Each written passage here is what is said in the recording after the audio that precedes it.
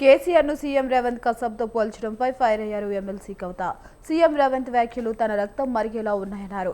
కేసీఆర్ అసెంబ్లీకి వచ్చి నీటి అంశాలు, ప్రజల సమస్యలపై మాట్లాడాలని ఆమె కోరారు.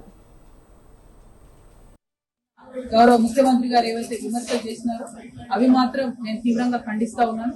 ఎందుకంటే ఒక ఉద్యమ నాయకుడిని పట్టుకొని టెర్రరిస్ట్ కసబ్తో కంపేర్ చేస్తూ ఒకసారి ఉరేయాలి, రాళ్లతో కొట్టాలి అనేటటువంటి మాటలు ఏవైతే మాట్లాడిందో అది ముఖ్యమంత్రి పదవిలో ఉన్నటువంటి వ్యక్తులు మాట్లాడే మాటల్లాగా లేవు.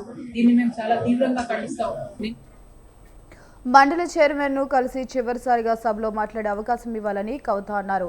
ఈ నెల 5వ సభలో మాట్లాడే అవకాశం కల్పిస్తామని కవితకు మండలి చైర్మన్ భరోసా ఇచ్చారు. ఇంతవరకు మరి ఇవాళ నేను రాజీనామా చేసి దాదాపుగా 4 నెలలు, రేపు 3వ తారీఖు అయితే 4 నెలలు అవుతుంది. కానీ ఇంతవరకు గౌరవ కౌన్సిల్ చైర్పర్సన్ గారు నా రాజీనామాను ఆమోదించలేదు. అందుకనే ప్రత్యేకించి ఇవాళ వారి నుంచి కలిసి మరి నా రాజీనామాను ఆమోదించే ముందు నాకు ఒక్కసారి కౌన్సిల్లో మాట్లాడే అవకాశం ఇవ్వాలని చెప్పి వారిని రిక్వెస్ట్ చేయడం జరిగింది. మరి మోస్ట్ ప్రాబబ్లీ 5వ తారీఖు అవకాశం ఇస్తామని చెప్పి వారు చెప్పడం జరిగింది.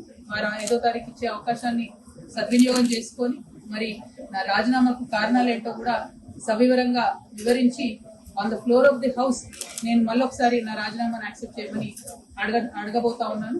సో ఈ విషయాన్ని తెలంగాణ ప్రజలందరికీ తెలియజేస్తా ఉన్నాను. పార్లమెంటరీ ప్రాక్టీసెస్ కానీ మనము ఫాలో అవ్వాల్సినటువంటి ప్రొసీజర్స్ కానీ కరెక్ట్గా ఫాలో అయితే బాగుంటుంది.